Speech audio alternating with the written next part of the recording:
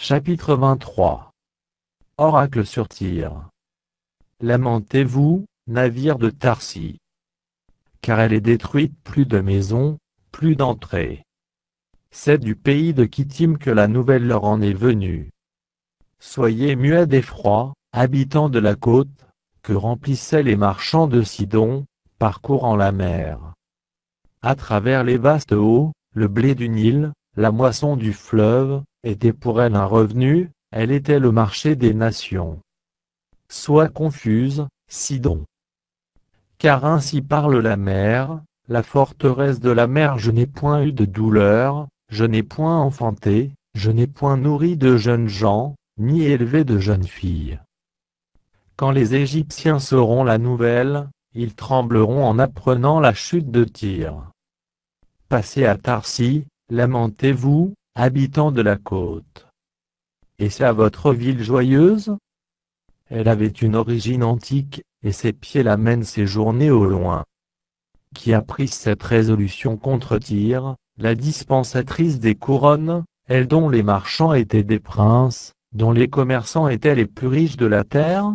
C'est l'Éternel des armées qui a pris cette résolution, pour blesser l'orgueil de tout ce qui brille, pour humilier tous les grands de la terre.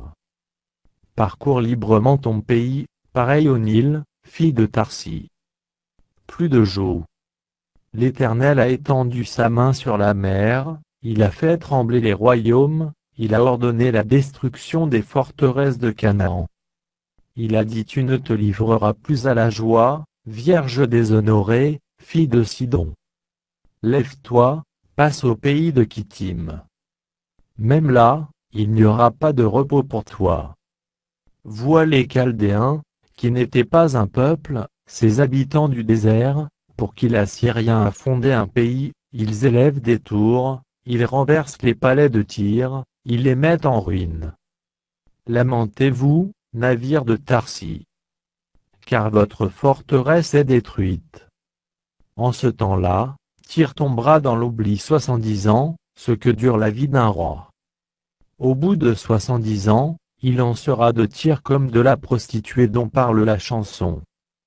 Prends la harpe, parcours la ville, prostituée qu'on oublie.